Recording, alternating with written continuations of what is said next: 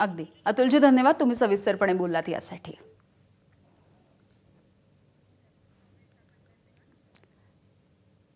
आणि याचे अपडेट्स आपल्याला आमचे प्रतिनिधी सोमेश कोलगे देत होते. सोमेश, तुमचेही आभार.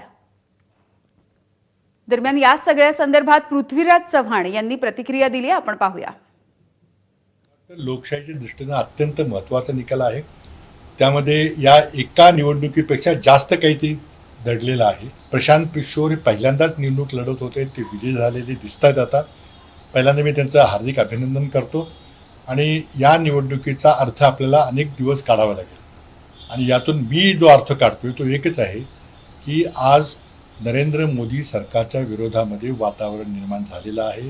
विशेषतः युवकांनी या निवडणुकीमध्ये भाजपच्या विरोधी मतदान केलेलं आहे, मध्य प्रदेशमध्ये आणि बिहारमध्ये. हा पुढच्या 2029च्या लोकसभा निवडणुकीच्या दृष्टीने अत्यंत महत्त्वाचा निकाल आहे. पाहूया पुढची एक मोठी